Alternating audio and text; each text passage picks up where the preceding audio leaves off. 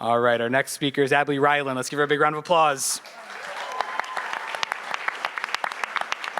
Abi is the president of commercial real estate for the Sara Hopkins real estate team, a REMAX Precision Urban Office, and also the owner of 8035 Wellness. She was brought onto the Sara Hopkins real estate team to bring experience with commercial leases and other aspects of commercial real estate to the group. Part of the team's goal is to better represent and serve women in the community. Reiland was a member of the 2023 40 Under 40 class and has volunteered for multiple organizations, including Young Women's Resource Center and the Iowa Homeless Youth Centers. One of her ideas in the publication revolves around how to avoid envy, and she recommends that you tend to your own lawn if you're ever looking at your neighbor's lawn and seeing how nice it is. And so your incentive to stay on time is if you go over, you get to take care of my lawn all next year. Let's give it up for Abi. Thank you. You would not want me taking care of your lawn because that is my husband who has like a pristine lawn, spends far too much time. The good news is I'm gonna be quick, and the other good news is I'm not gonna sing because it would clear this room very, very quickly.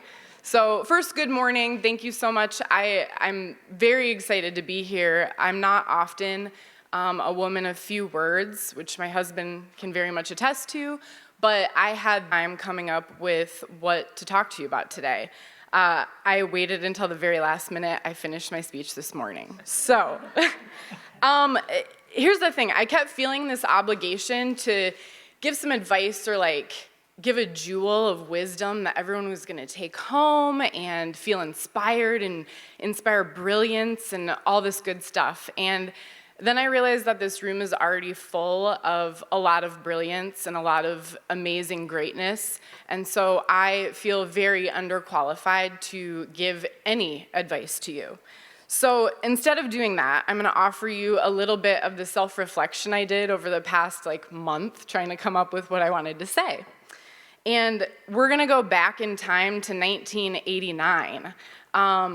I was about 7, but there were a lot of hairstyles and fashion choices at this time that were really exciting. And I'm going to give you a glimpse into my most favorite outfit of all time. And we'll circle back to why this is important. But I want you to picture a 7-year-old Abi, 6 or 7, which makes me 28 today. And it starts with tie-dye. I spent at least 3 years solid in tie-dye. This particular shirt was rainbow tie-dye in nature, and it had glitter puff paint all over it. Anyone else? Puff paint? No? Okay. And it had stars and swirls and hearts, and you couldn't miss it from a mile away. The leggings that I paired with this were black, but they had a neon green stripe down the side with glow-in-the-dark stars. So even if it was dark out, you were going to be able to find me. Scrunch socks, anyone? Okay. And then I had a bow, a headband that was faux denim. It was very big, and it fit very nicely with my permed mullet, which I would like to thank my mother for. So I tell you about this outfit because it really reflected who I was at the time. I was a kid who was very colorful. I was bold. And when I wore this outfit, it inspired a great deal of confidence. I felt like I was expressing myself. Nobody could tell me that this outfit was not the coolest thing in the entire world. And so being an unapologetic child was great, but I think that the only reason that I'm standing here today is because I'm still very much my 7-year-old self. And anytime I've tried to conform to what I thought people wanted me to be, or what the rules were, I found myself distracted, and I just couldn't stick with it. I couldn't contain myself.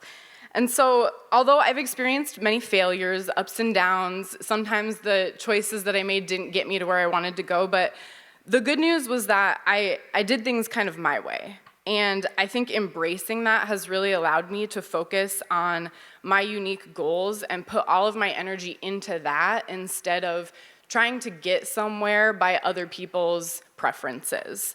And so forging my own path was always really important to me, and I have found that most of my successes and most of my joy in life has come from just being myself. And I'm lucky because I'm really bad at being anything but that. I think 7-year-old Abby would be pretty proud of me. I think she'd stand up and give me like a woot woot. And so I think it's because she still sees part of herself in me. So today I leave you not with advice, but with a question. Would your 7-year-old self stand up and cheer on the person you are today? Thanks.